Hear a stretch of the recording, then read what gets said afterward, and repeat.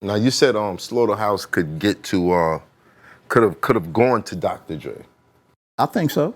I think that was a possibility when you start thinking about just the resources that were readily available to us just because of how long that we've been around, and you know what everybody has to offer to the situation and what we bring to the table is more than just ill bars.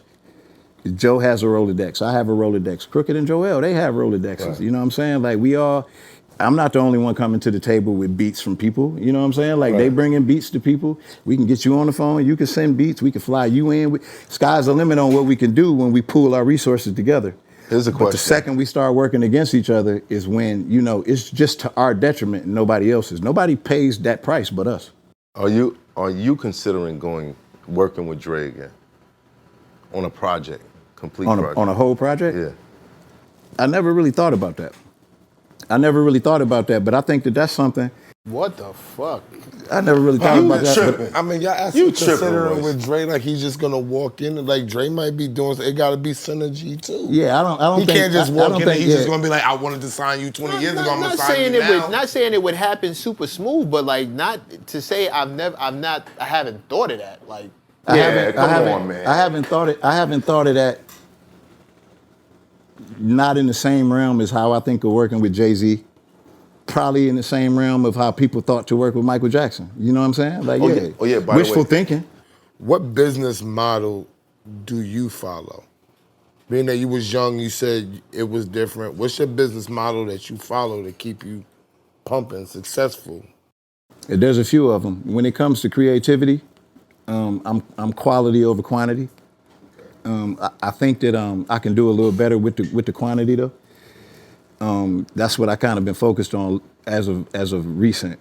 My output just a little bit stronger. I think these are the times for that. You know what I mean? Like if there's ever a time where I want to think about how the times are and how to be effective with considering how the times are, it would be a little bit more consistency with the releases just because of how fast everything is moving and people are kind of out of sight, out of mind. Right. So I'm trying to figure out how to do that and maintain the quality, but not rushing shit and just speaking just to be speaking. You know what I mean? Like I don't want to burn myself out either. So that's kind of like my business model in terms of creativity. When it comes to business, because of Slaughterhouse and because of Prime and because of Bad Meets Evil, my focus is gonna always be to build things. It's gonna always be to build brands and to own it. That's my business model. But I'm open to having conversations with labels and any other entities that you can think of and getting real creative with the kind of partnerships that we can do and really open to taking the things that I've built already and kind of figuring out new ways to kind of pull the equity out of what I am. You know what I mean? So I'm pretty open in that regard. You know what I mean? So we've spoke about a lot of turmoil and you know how things should be and all that, but the base of this music is about feeling. It's about, you know, being creative and finding some joy in that. What's the most fun that you've ever had in the studio creating? Can I jump in on it? of course. To me, because he was saying, you know, lyrical competition, one of your most shining moments was Remember the Titans with Fab, Joe, and Banks. And then you had ill lines, you know, fiends touching their nose like URL rappers. But my favorite line, and it's ignorant, and it fucked my head up because I didn't figure it out years later. You know what I'm about to say, right? Nope, but go ahead. I just found out I could fly to Dubai and hire Buffy the Body. He was ahead of the curve. You know and I was like, why did he say that? You know what's crazy? You see? You know what's crazy with that verse is there's a backstory to that verse. The backstory was that was when me and Joe really first fucking around with each other. Yeah. And he had his own fans, and that's when I learned that all fans ain't the same. It's not the same. You know what I'm saying? And even though just because we in the group, it don't mean that people who previously followed Joe is gonna automatically take to me, Crooked or Joel.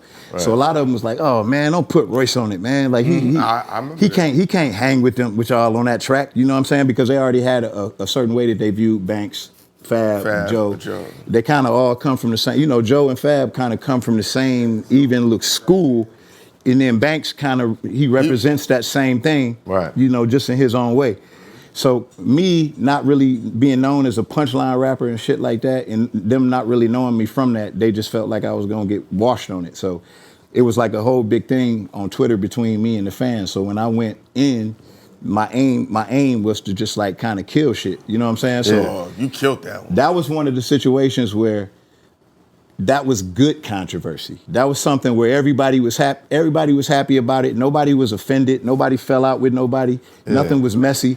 It was just, you know, it was just dialogue and people fed into it who cared about it. Right. And then we move on. You know what I mean? Like that, to me, that's the fun shit. That's where the building comes from. That's how you acquire fans. That's how you win people over one person at a time. Is that the moment?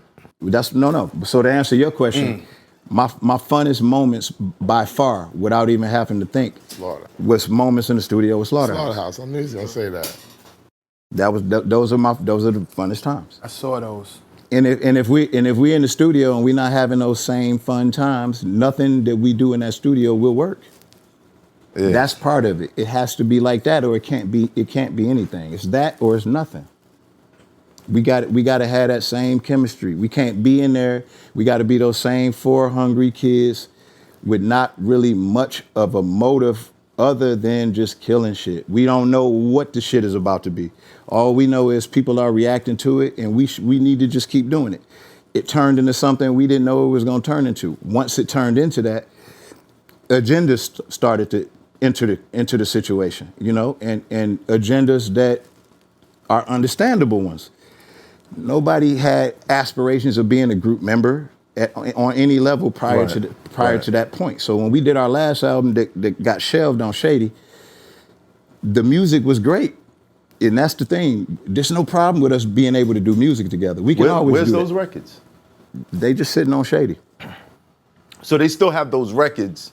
Yeah. But you guys got the imprint back. Yeah, they paid for them. That's Yeah, they gonna keep belong to some. them. Yeah, they Wow. pay for them joints. They belong to They them. invoice them. I mean, but that pay was front end. that was a whole nother fight that we talked about. We all four of us talked about, and we all agreed that that's not a fight that we don't need to have that fight. We can make new music. We Trying don't to get Glass House back.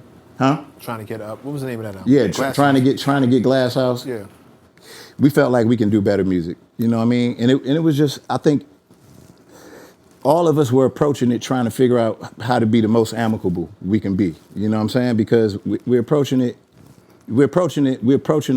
label that we still respect. You know, like we don't have hard feelings toward. We don't feel like we've been wronged or anything like that. It just reached the point where, you know, we couldn't see eye to eye on something, so we move on. You know what I mean? And if I got to go to Eminem and beat him up on a personal level as his friend and beat him up about giving us that back, then yeah, I could have did that. But why would I want to do that? Why would I want to put him in that position? You know what I mean? So I think Glass House is a great album, but I think it's a reflection of where we were in that particular moment when we were recording it. And it was an interesting place that we were in. A very, very personal, introspective album. I had just got sober. Crook was at the height of his alcoholism. Joe was just doing reality TV. Joe only wanted to work in the daytime. Me and Crook had only wanted to work at nighttime. Joel had lost a mad weight, had a high top fade, was working out, and only wanted to work early in the morning. You know what I'm saying? And then, you know, we didn't get a lot of time to spend with each other. But when we made music, you know, people added their verses. It was just something about it where it was like everything just kind of came out dope. Right. But the synergy wasn't there. And that's kind of like the price that we paid for that. Synergy is still a wanna hear big it. deal. You still want to hear it? The still wanna people hear it. underestimate Glass House? all Yeah. the time. That synergy is very key. Yeah, with the especially- rise. Especially when it comes You